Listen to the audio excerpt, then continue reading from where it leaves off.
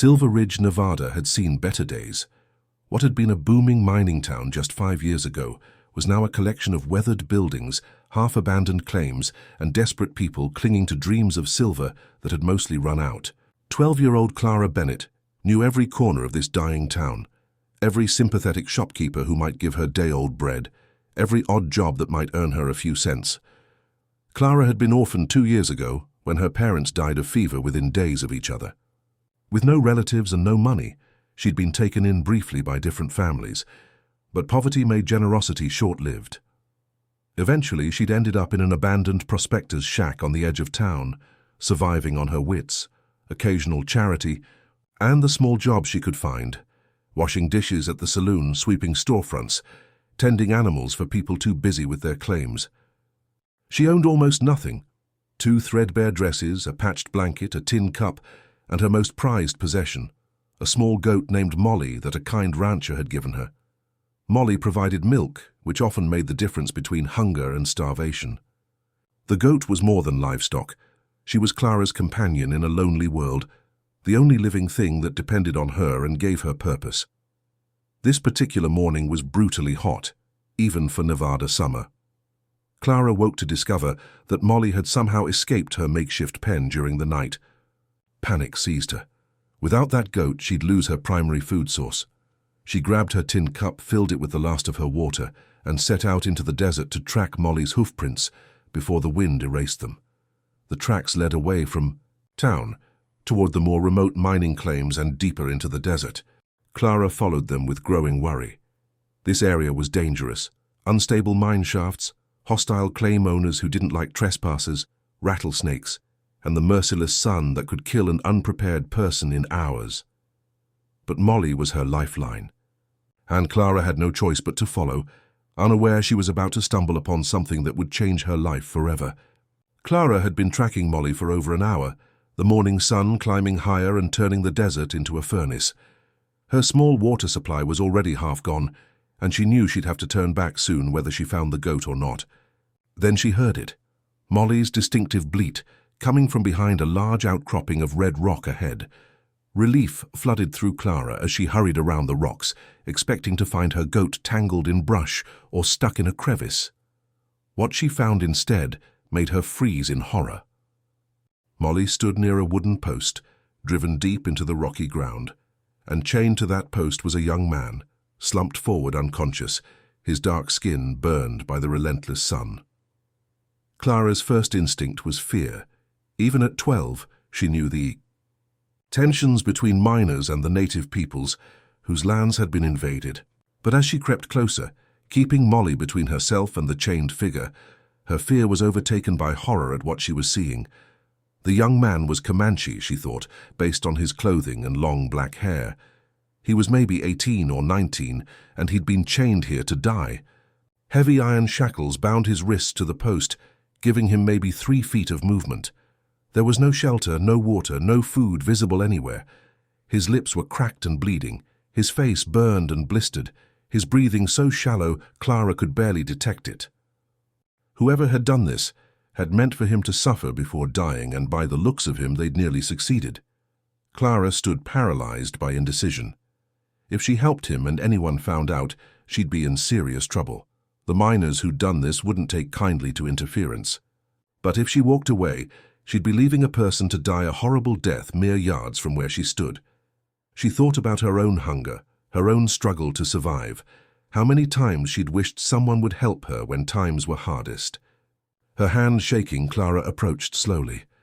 The young warrior didn't move even when she was right beside him. She could see now that he had bruises and cuts, suggesting he'd been beaten before being chained here. Gently, she touched his shoulder. "Hello," she whispered. "Can you hear me?" No response. Clara pulled out her tin cup, poured some of her precious water onto her hand, and gently moistened his cracked lips. The effect was immediate.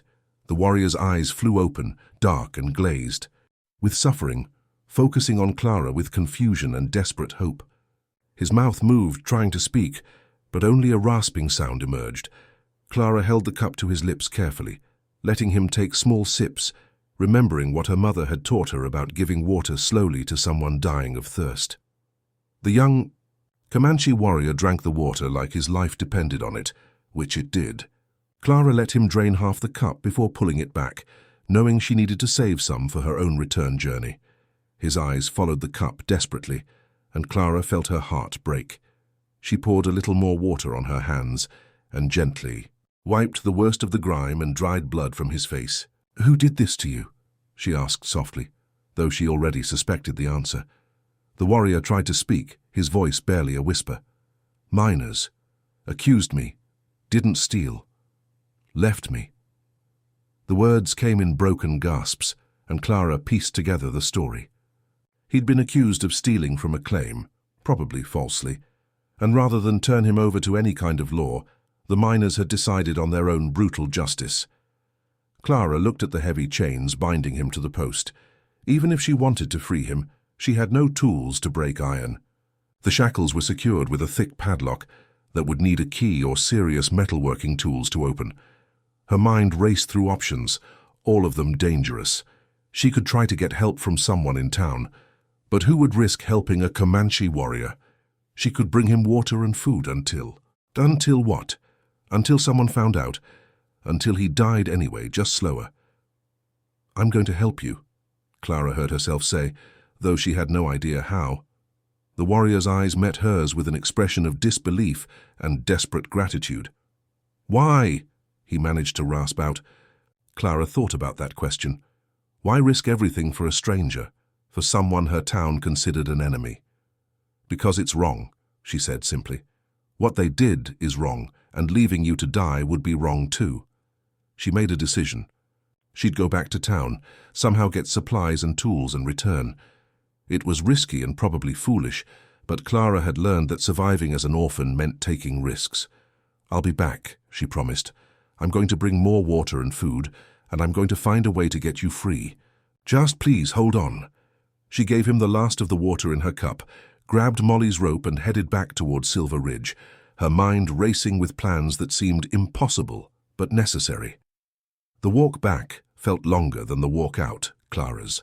Thoughts churning with the weight of what she'd discovered. A person was dying in chains in the desert, and she was probably the only one who knew and cared. The responsibility felt crushing for a 12-year-old girl who could barely take care of herself, but Clara had learned early that waiting for adults to do the right thing often meant waiting forever. Back in Silver Ridge, Clara moved through town with desperate purpose. She needed water, food, and most critically, something to break chains or pick a lock. She had maybe 25 cents to her name, nowhere near enough to buy what she needed. That meant borrowing, begging, or stealing, and Clara had never stolen anything in her life. But letting someone die felt like a worse crime than taking supplies. She started at the general store, where Mr. Peterson sometimes gave her stale goods he couldn't sell. "Mr. Peterson," she said carefully, "could I have some dried meat and biscuits? I can work it off sweeping or whatever you need."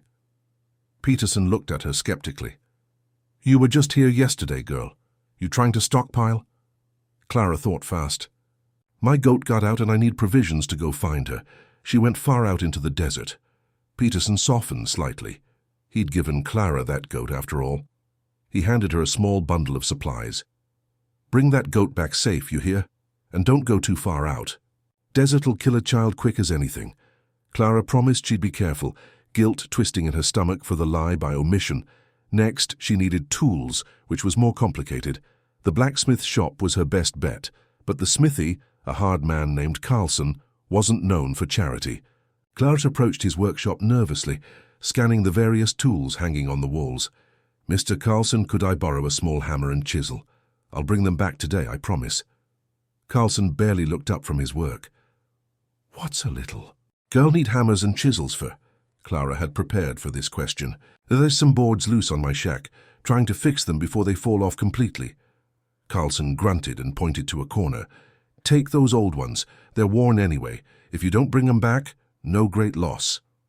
Clara grabbed what he indicated, a small hammer and an old worn chisel that might work on a lock or chain. They were heavier than she'd expected, but she'd manage.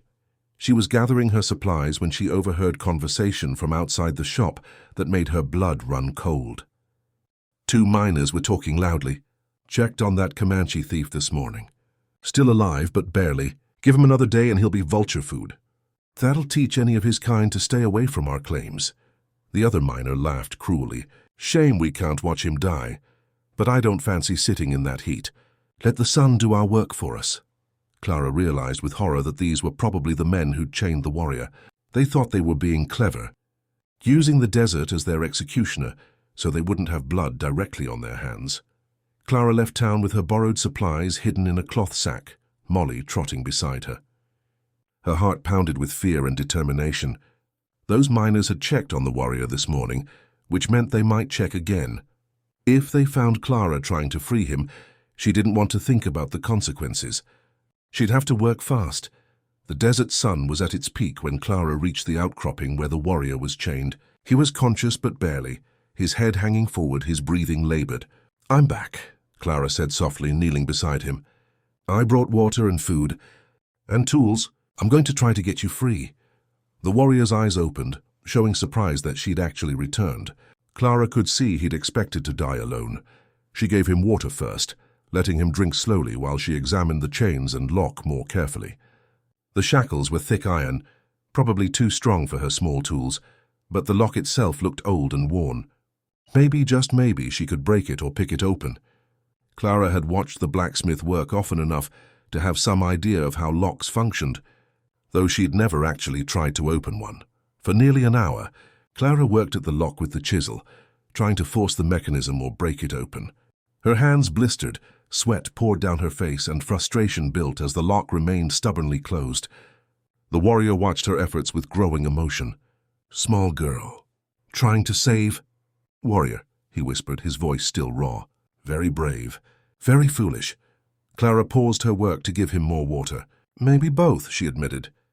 "But I can't just leave you here." Finally, just when Clara was about to give up and try a different approach, she felt something give in the lock mechanism. She'd managed to wedge the chisel in just right, and with the hammer she struck it hard. The old lock broke apart with a satisfying crack.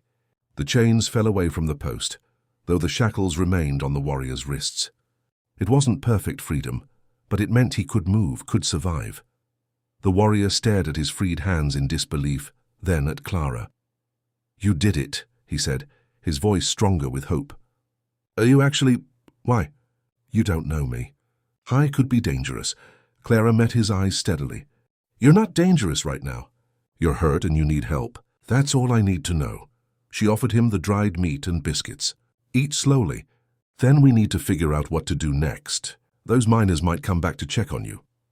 Getting the warrior back to Clara's shack without being seen was nearly impossible, but desperation made them creative.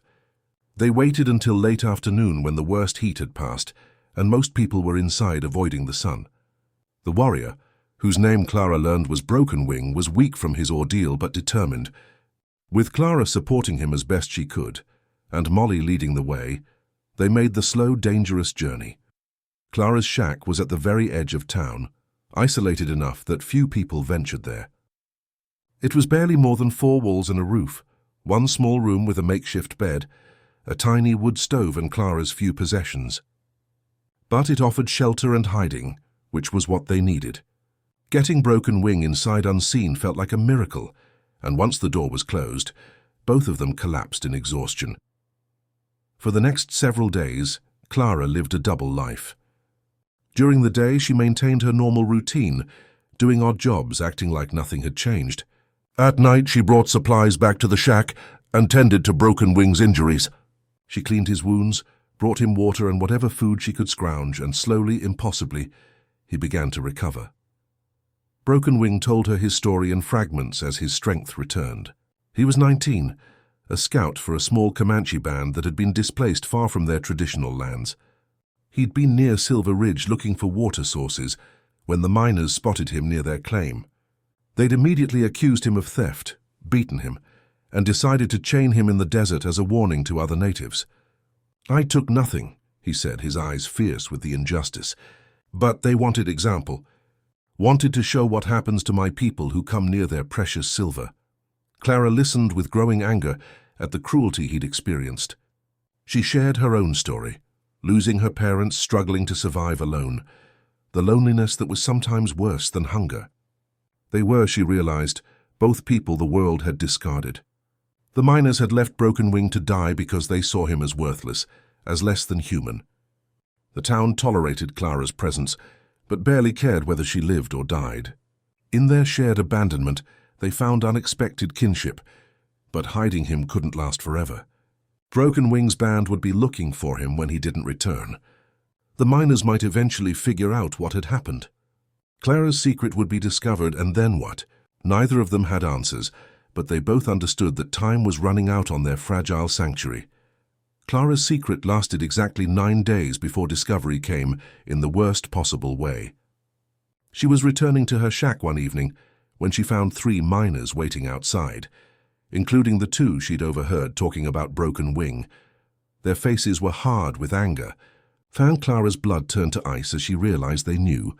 Well, one of them said, his voice menacing.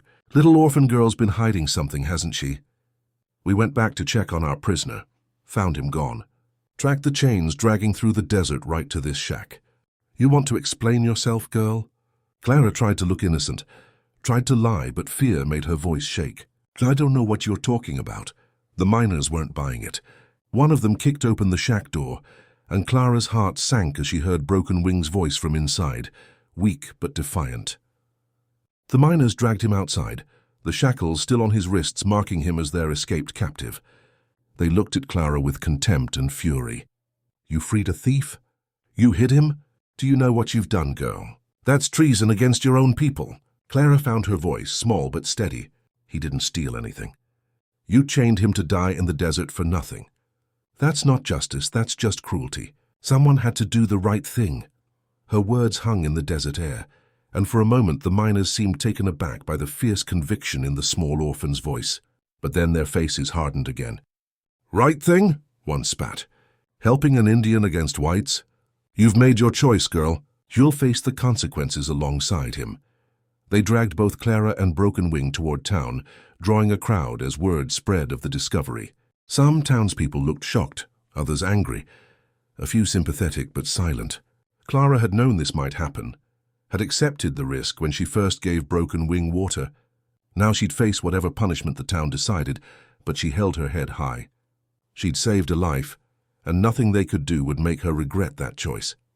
In the town square, an impromptu gathering formed, part trial, part mob, the kind of frontier justice that dispensed with legal niceties. The miners told their version. Clara had freed their prisoner, had harbored a thief, had chosen an Indian over her own people. Clara tried to tell her side, that Broken Wing was innocent, that leaving him to die was wrong. But angry voices drowned her out. The mood was turning ugly, and Clara realized with terror that both she and Broken Wing might face severe punishment, maybe even hanging. Just when it seemed the mob's anger would boil over into violence, a commanding voice cut through the chaos. Enough! Everyone turned to see Mr. Peterson from the general store pushing through the crowd, his usually mild face set with unusual sternness. Behind him came the blacksmith Carlson, the saloon keeper Mrs. Murphy, and several other long-time Silver Ridge residents. Peterson positioned himself between Clara and the miners, his presence creating a barrier. Before we do something we'll regret, let's hear the whole story. Clara, tell us exactly what happened, from the beginning. His voice was firm but not unkind, giving Clara a chance she hadn't expected. With shaking voice, she told everything, finding Broken Wing chained and dying. Her decision to help, the days she'd hidden and cared for him. He was innocent, she finished, her voice gaining strength. They didn't even ask questions, just decided he was guilty because he was Comanche and near their claim. They chained him to die in the worst way possible. I couldn't just leave him there. My parents taught me that all people deserve basic human dignity, regardless of who they are. If helping someone who's innocent and suffering is wrong, then I don't understand right and wrong anymore. The miners tried to shout her down, but Peterson raised his hand for silence. Let me ask the accused directly. Young man, did you steal from these miners? Broken Wing, despite his weakness and fear, stood as straight as he could. I took nothing. I was scouting for water for my people. I approached no claims, touched no property. They saw me, assumed I was thief, beat me and left me to die. This girl saved my life when she had no reason to risk herself for stranger. She showed more courage and honor than grown men who call themselves civilized. His words, spoken in careful but clear English, seemed to impact the crowd. This wasn't a mindless savage. This was an articulate young man who'd been terrorized and nearly murdered.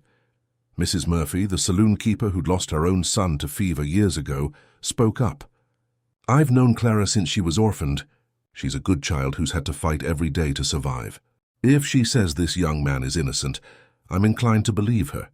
She's got no reason to lie and every reason to stay out of trouble." Other voices began joining in, people who'd benefited from Clara's help or simply recognized her character. The tide was slowly turning, the mob's certainty cracking under the weight of Clara's obvious sincerity and the holes in the miner's story. Finally, old Carlson the blacksmith spoke, his gravelly voice carrying authority. "Seems to me the only crime committed here was by men who thought Desert Sun could hide their cruelty. Maybe it's time Silver Ridge remembered the difference between justice and revenge." The town's impromptu gathering transformed into something closer to an actual trial. Her traveling judge happened to be in Silver Ridge, Judge Harrison, a fair-minded man who'd seen enough frontier violence to distrust mob justice. He took control of the proceedings, moving everyone into the saloon where he could conduct proper questioning. Under oath and real interrogation, the miner's story fell apart quickly. They admitted they'd never actually seen Broken Wing take anything, only assumed he was stealing because he was near their claim. They acknowledged chaining him to die slowly, rather than bringing him to any authority. Their justice was revealed as premeditated cruelty, and Judge Harrison's face grew increasingly stern as the truth emerged. "What you men did," the judge said coldly, "amounts to attempted murder. You took the law into your own hands, tortured an innocent person, and left him to die a horrible death. That's not frontier justice, that's savagery." He turned to Clara. "And this child, with almost nothing to her name, risked everything to save a life. That takes a kind of courage most adults never find." Judge Harrison's verdict was clear. The miners would face charges for their actions. Broken Wing was innocent and free to go, and Clara, far from being punished, was commended for her compassion and bravery. The decision didn't sit well with everyone. Some townspeople still muttered about Indian sympathizers, but the judge's authority was respected, and his ruling stood. What happened next surprised everyone, including Clara. Mr. Peterson stepped forward with a proposal. "That shack Clara's living in is no place for a child. My wife and I have that empty room since our son went east. Clara, if you're willing, we'd like you to come live with us properly. Work for your keep if you want to maintain pride, but have a real home." Clara's eyes filled with tears. After 2 years alone, someone was offering her a family again. Mrs. Murphy added her own offer. "And I could use reliable help at the saloon, sweeping, washing dishes, nothing improper. Pays regular and fair. Girls shouldn't have to scrounge for every meal." Other offers followed. People who'd watched Clara struggle and been moved by her courage wanted to help ensure she'd never be so desperate again. The orphan girl who'd had nothing was suddenly surrounded by community support. But what about Broken Wing? Judge Harrison turned to the young Comanche warrior. "You're free to go, son, but traveling alone with those shackles still on your wrists won't be easy. Is there somewhere you can safely reach? People who can help you?" Broken Wing's face showed both relief and worry. "My band should be camped 2 days north near the Carson River. If they're still there, if they haven't moved on thinking me dead." Clara spent the next day helping Broken Wing prepare for his journey. Mr. Peterson donated supplies. Mrs. Murphy provided food, and the blacksmith Carlson personally removed the shackles, apologizing gruffly for having provided the tools used to chain him in the first place. The town that had nearly condemned them both was now trying to make amends, though the damage done couldn't be completely erased. The morning Broken Wing was set to leave, Clara walked with him to the edge of town. They stood in the early light, both aware that they might never see each other again. "You saved my life," Broken Wing said quietly. "When I was dying in the desert sun, you brought water. When I was chained and helpless, you freed me. When I had nowhere to hide, you sheltered me. I owe you a debt I can never repay, Clara Bennett." Clara shook her head, fighting tears. "You don't owe me anything. I did what anyone should do, help someone who needed it. You'd have done the same for me." Broken Wing smiled slightly. "Yes, I would. That's how I know your heart is good. You saw person, not enemy. You saw suffering, not different skin. You are very young but very wise. I will tell my people about you, about the orphan girl who had nothing but gave everything to save a stranger's life." They said their goodbyes, and Clara watched Broken Wing walk into the desert, heading north toward hope and home. She felt a strange mixture of sadness and peace. She'd saved his life, but he'd also saved hers in a way. His presence had reminded her she wasn't completely alone. That connection could be found in the most unexpected places. She returned to town and to the Peterson home, ready to start her new chapter. Days passed, and Clara settled into her new life with cautious optimism. Living with the Petersons was an adjustment after so long alone, but Mrs. Peterson was kind, and having regular meals and a safe place to sleep felt like luxury. Clara worked at the saloon in afternoons, earning her first real steady income. She even started attending the small schoolhouse again, something she'd had to abandon after her parents died, but she often thought about Broken Wing, wondering if he'd made it back to his people safely, if the shackle marks on his wrists had healed, if he was warm and fed and happy.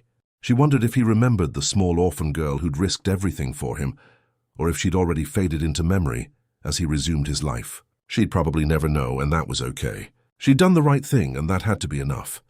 Then, 2 weeks after Broken Wing left, something extraordinary happened that would change Clara's life once more. She was sweeping the boardwalk outside Peterson's store when she heard what sounded like many horses approaching. Everyone in Silver Ridge stopped what they were doing as approximately 40 Comanche warriors, women and children, rode into town, peaceful but impressive, led by an older warrior with an air of unmistakable authority. Clara stood frozen, her broom falling from nerveless fingers, as she recognized Broken Wing among the riders. He was cleaned up, healed, looking healthy and strong in ways he hadn't when she'd last seen him. But it was the elderly warrior at the front who commanded everyone's attention. The man dismounted with dignity despite his age and approached the gathered townspeople, who were nervously reaching for weapons. Judge Harrison, still in Silver Ridge on legal business, stepped forward quickly. "Hold your fire," he commanded the anxious townspeople. "Let's find out why they're here before we start trouble we can't finish."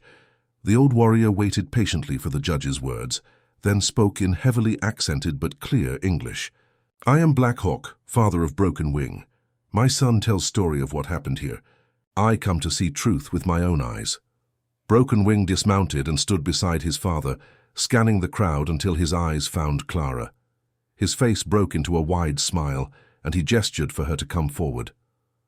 Clara's legs felt like water, but she walked out to meet them, very aware of every eye on her.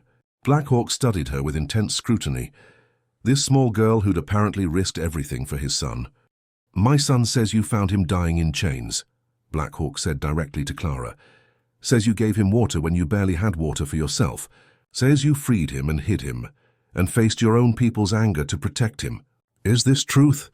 Clara nodded, her voice small but steady. "Yes, sir. I couldn't leave him there to die.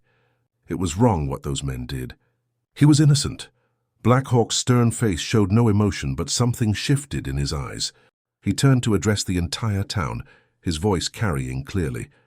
"For many seasons, your people and my people have fought. Much blood spilled on both sides. Much hatred, much pain. My son should have died in desert, victim of cruelty and prejudice. Instead, small girl with orphan's pain in her own heart chose to save enemy stranger. She risked everything when she had almost nothing. This is courage warriors respect. This is humanity we thought your people forgot." He turned back to Clara, and to everyone's surprise he knelt down to be at her eye level. "Clara Bennett, you gave my son back his life, gave me back my child I thought was lost. In Comanche tradition, such debt must be honored. You are alone in world, yes? No family?" Clara nodded, confused about where this was leading. Black Hawk continued.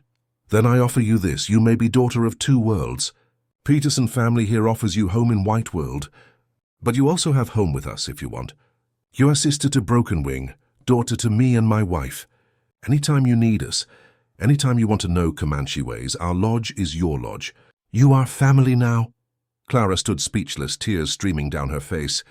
Black Hawk was offering her something she'd lost 2 years ago: family, belonging, a place in the world. Not to replace the Petersons' kindness, but to add to it. He was saying she could have both worlds, could bridge two cultures. could belong to a community that transcended the artificial divisions that had caused so much suffering. I don't know what to say, Clara stammered. I'm honored. Thank you. Thank you so much. Black Hawk smiled then, a genuine warm expression that transformed his stern face. You say nothing. You just live good life. You showed my son, and now you show everyone here, that kindness is stronger than hate, that one person's courage can change everything. That is enough. Black Hawk stood and addressed the town again. We came today for 3 reasons. First, to thank girl who saved my son. Second, to bring gift to your town for harboring her. These horses and buffalo hides are yours, to honor the good people here who supported her. Several Comanche warriors came forward with a string of beautiful horses and bundles of valuable hides, gifts that would help the struggling mining town significantly. Third, Black Hawk continued, to propose something new. These lands belong to no one and everyone. Silver your people seek, water my people need. These things exist for all. What if instead of fighting we trade? We bring hides, herbs, crafted goods. You bring metal tools, cloth, other things we cannot make. We meet peacefully, trade fairly, and maybe, slowly, learn to see humans instead of enemies. Clara showed this is possible. Maybe we build on what she started.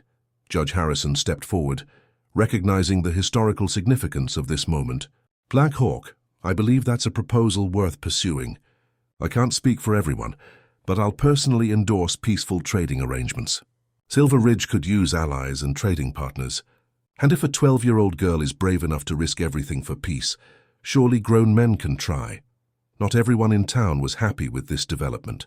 Some miners muttered darkly about Indian sympathizers and dangerous precedents, but the majority, swayed by Clara's story and Black Hawk's dignity, were willing to try. Over the following weeks, a tentative trading relationship began. Comanche bands would come to Silver Ridge periodically, trade goods under Judge Harrison's supervision, and interactions that had been hostile became gradually more civil. Clara became a bridge between the two communities in ways no one had expected. She learned Comanche language and customs from Broken Wing and his family during their visits, while teaching them more about settler life. She was equally at home in the Peterson household and sitting around Comanche campfires. Children from both communities, watching her navigate both worlds, began to see that people different from them weren't automatically enemies.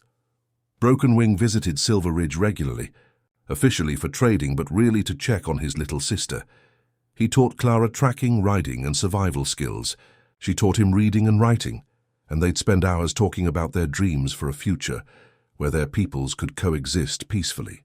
Their friendship became a symbol of what was possible, proof that bonds could form across even the deepest divides. Years later, when Clara was grown, people would tell the story of the orphan girl who'd brought water to a chained Comanche warrior and changed the course of Silver Ridge forever. They'd speak of how one act of compassion had transformed a cycle of violence into a pathway for peace.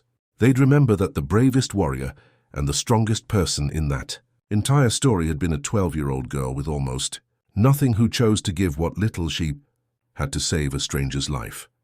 Clara never forgot that scorching day in the Nevada desert when she'd found Broken Wing dying in chains. It had been the hardest decision of her young life: risk everything for someone she didn't know, or walk away and let injustice prevail. She'd chosen compassion over fear, and that choice had rippled outward in ways she could never have imagined.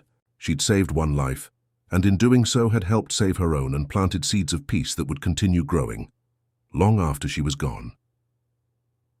Standing in the doorway of Peterson's store years later, watching Comanche and settlers trade peacefully in Silver Ridge's square, Clara smiled. She'd been a captive to loneliness and despair once, just as Broken Wing had been captive to those chains. They'd freed each other through simple acts of human kindness. And that, Clara understood, was the most powerful force in the world: the choice to see suffering and respond with compassion, to reach across divides and offer help even when it cost everything. The sun was setting over Nevada's desert, painting the sky in brilliant shades of orange and purple. Clara watched as Broken Wing, now a respected liaison between his people and the settlers, laughed with Mr. Peterson over some shared joke, their friendship easy and natural. Black Hawk sat in a chair outside the store, teaching a group of fascinated settler children how to identify animal tracks in the dust. While Comanche children played with settler kids in the street, their games needing no common language, only shared joy, Mrs. Peterson came to stand beside Clara, placing a gentle hand on her shoulder. "You did this, you know," she said softly. "All of this peace, this cooperation. It started with you bringing water to someone dying of thirst." Clara shook her head slightly. "I just did what anyone should do. The right thing." Mrs. Peterson smiled. "That's exactly the point, dear. You did what anyone should do, but what most people wouldn't have. That made all the difference." As darkness fell and the trading day ended, both communities prepared to part ways until the next gathering. Black Hawk approached Clara one final time before leaving, his weathered face warm with grandfatherly affection. "Come visit our camp soon," he said. "My wife is making you new clothes in Comanche style. She wants to teach you beadwork, and Broken Wing's younger sister asks about you constantly. She wants her adopted big sister to come tell stories." Clara promised she would visit, and she meant it. She belonged to both worlds now, was loved and claimed by both communities. The orphan who'd had nothing now had two families, two cultures, two homes.